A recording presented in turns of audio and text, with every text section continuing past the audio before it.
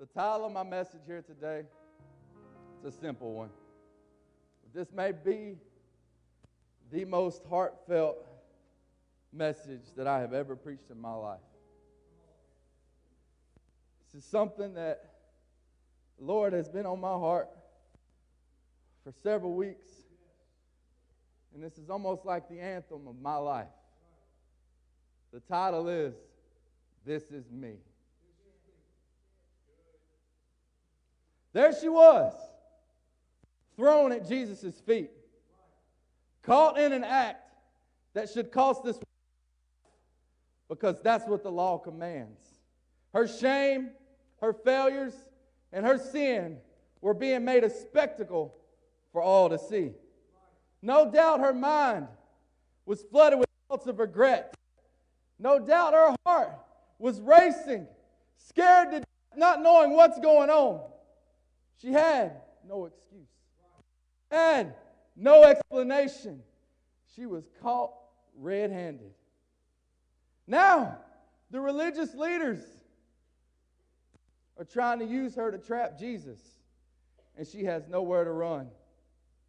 Surely Jesus has to follow the law that will require this woman's life.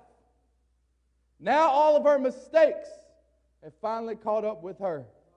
No longer can she outrun her past. She is who she is, the adulterous woman. And this will cost her her life. The religious leaders tell Jesus, the law says to stone her. But Jesus doesn't say a word. He stoops down and begins to write in the sand. Everyone there had to be confused on what was the point. I know I would have been. Didn't Jesus hear what we caught her doing? Doesn't he know what should be done to her now? They demanded Jesus give an answer on what should be done. So he stands up and he says, the one that has no sin in their life, cast the first stone. So the confusing situation has now become even more confusing. And no doubt the woman has no clue what to think at this point. Then Jesus stoops down again and begins to write in the sand again. No logic behind this. This doesn't make any sense. But one by one, the accusers dropped the stone and walked away. And all that was left with this woman was Jesus. Jesus stands again and asks the woman, where are your accusers? Didn't even one of them condemn you? The woman, flooded with emotion, I'm sure, says, no, Lord, my accusers are gone. Jesus tells her, neither do I condemn you. Go and sin no more. Now in that moment, Jesus accepted this woman just as she was. She didn't have to change anything for Jesus. No one else, probably in this entire world, would have accepted this woman for who she was. No one else would have wanted this woman. But Jesus was different. Jesus made it a priority of the highest order to reach for people that no one else wanted. No one else wanted Matthew. No one else wanted Zacchaeus, who was always a tax collector. No one else wanted the adulterous woman. No one else wanted Mary Magdalene, but Jesus did. Jesus looks at us different than the entire world looks at us. Why would Jesus reach for the outcast, for the broken, for the dismembered? Why would Jesus reach for the hurting when no one else would? Why would he do that? Psalms 139:14. I praise you because I am fearfully and wonderfully made. Your works are wonderful. I know that full well. Every single person is made in the image of Jesus Christ. And not one time did he ever make a mistake. The world will say, you're not good enough, you're not smart enough, you're not talented enough, you're not pretty enough. We could go on and on and on what the world tells us. But Jesus sees everyone different. We see the shame. We see the failures. We see the mistakes. Jesus doesn't see the shame. He doesn't see the failures. He doesn't see the mistakes. He doesn't see the past. He doesn't see what you've done. He sees you and loves you, and He wants you. When no one else in this world wants you, He wants you. Now, there was another man that saw everyone differently than the rest of the world. He took outcasts, the disfigured, and the freaks of society and made it the greatest show on earth. Anybody know who I'm talking about? P.T. Barnum. Greatest show on earth. Within the last year, The Greatest Showman, the movie was released. And it has become very popular all across the world. Me personally, one of my favorite movies. I love the movie. Maybe you've seen it, maybe you hadn't. I'm sure many of you have.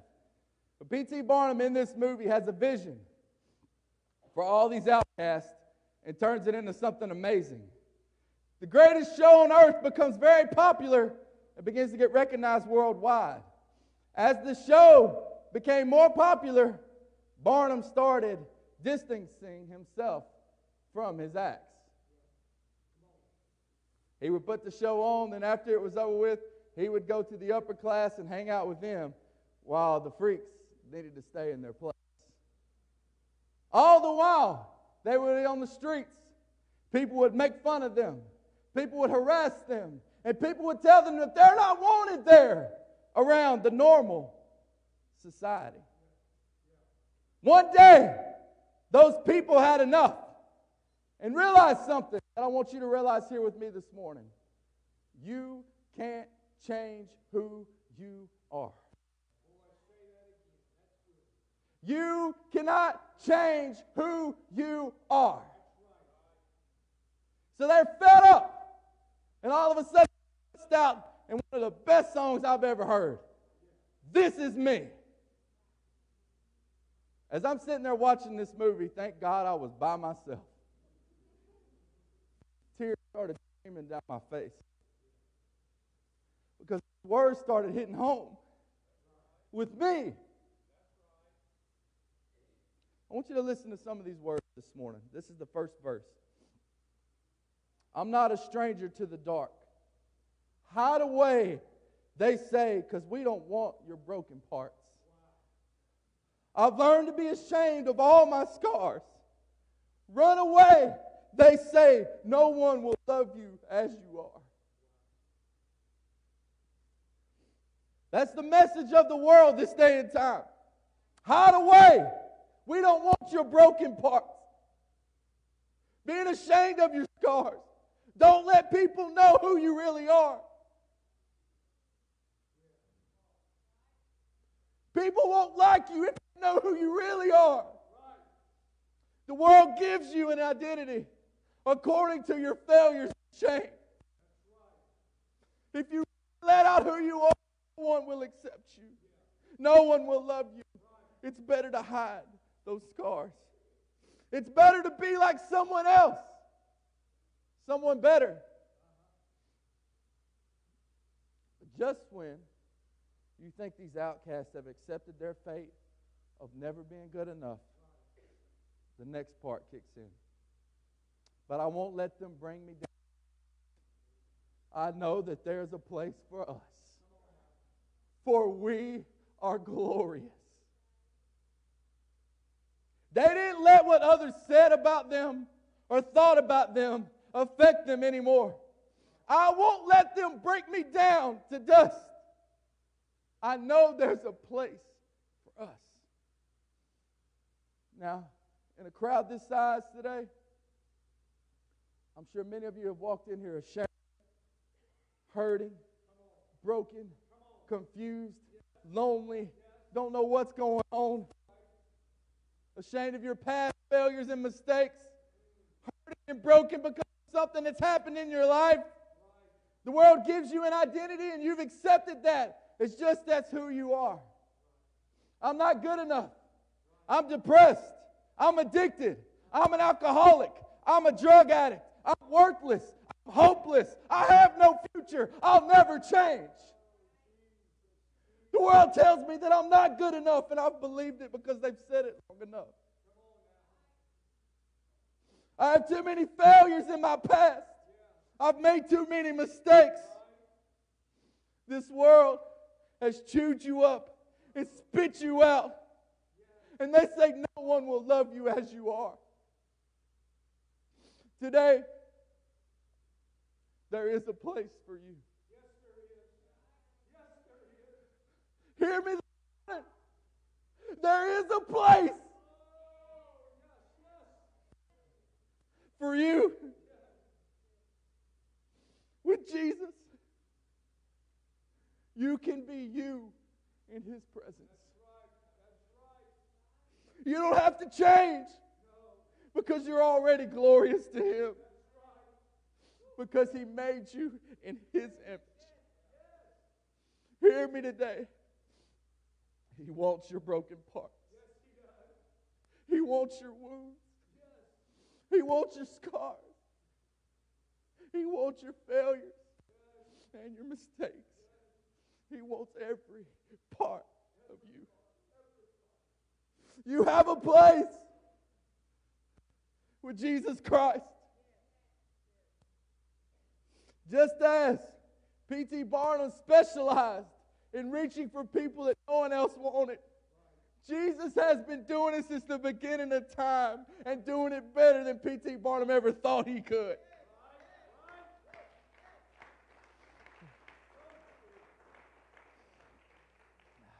Look at the adulterous woman that I talked about. She had no excuse or explanation.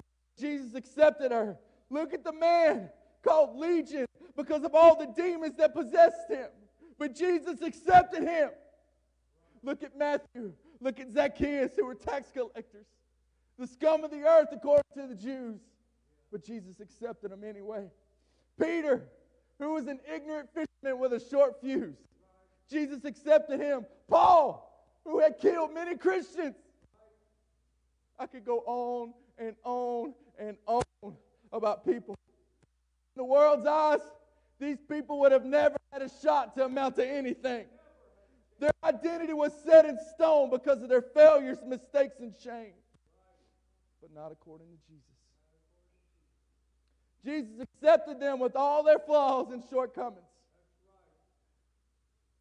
The song continues. And the sharpest words want to cut me down. I'm going to send a flood, going to drown them out. I am brave. I am bruised. I am who I'm meant to be. This is me. Look out, because here I come. And I'm marching on to the beat I drum. I'm not scared to be seen. I make no apologies. This is me. I wish I could sing it like I feel it this morning. This is me. The woman singing, his name is Keala Settle. The words affected her so much that she didn't want to come from behind the music stand because she didn't feel worthy enough to sing those words because of her past. She didn't feel like she was good enough. She hid behind the music stand. But as you notice, as the words started coming out of her, she could no longer stand behind that stand any longer. She had a black music stand, just like this one that I'm preaching behind today. Maybe you've noticed I haven't been like my usual self running all across this platform. I haven't moved one time behind this thing, and it has been killing me. But just as she stood behind that black stand, it was a shame I stand behind this black stand this morning, and I don't feel worthy to step from behind it. As this song began to move and hit me, this song put me back in the same position as the adulterous woman. At Jesus' feet, caught in my sin. Replaying hurts, pain, regrets, over and over and over. So many scars, so many scabs. I don't feel brave, but I do feel bruised when I hear the words, "This is me." I see my failures. I see my mistakes. I see my brokenness and my pain. I see a man whose world was turned upside down and almost quit.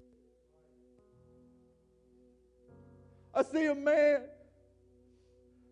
that could never measure up to the other great men in my life, like my dad, my grandpa, or my pastor. When I think of "this is me," I think of my past. But beyond what I see and what I think, what does Jesus see and think about me? I don't have it all figured out.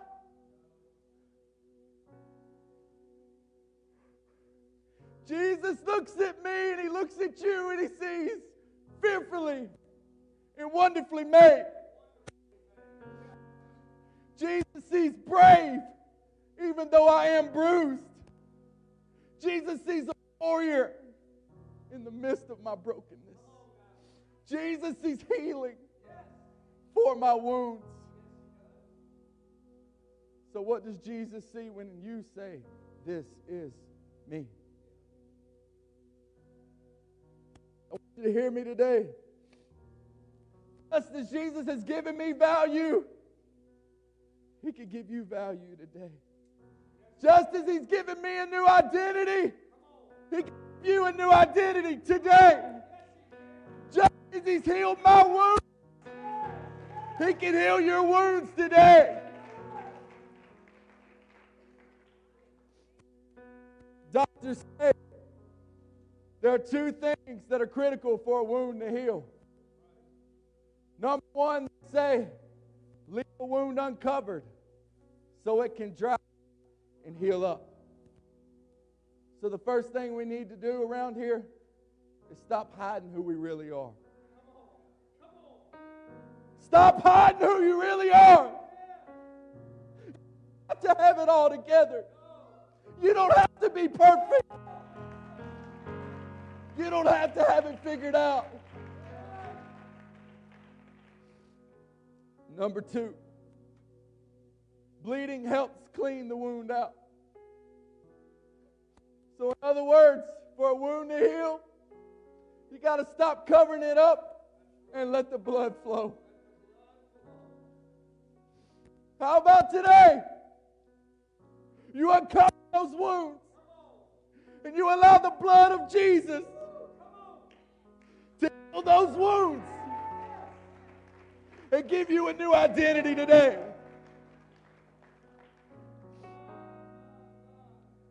First Peter 1:18 and 19 says, "For you know that God paid a ransom to save you from the empty life." Hear that? Empty life you inherited from your ancestors. And it was not your gold or silver, which lose their value. It was the precious blood of Christ, the sinless, spotless Lamb of God.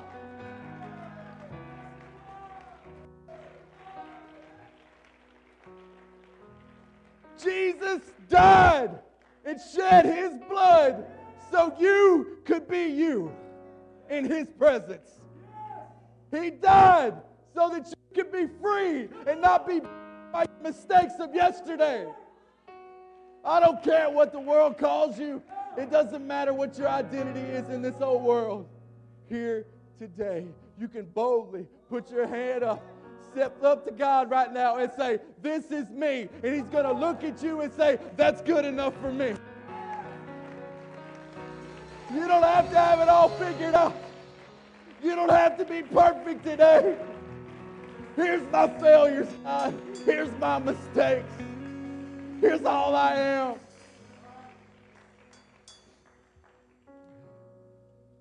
Let's all stand. Stand with me. He wants your wounds. He wants your scars. He wants your broken parts. I won't let them break me down to dust anymore. There is a place for us. In His presence, you can boldly say, this is me.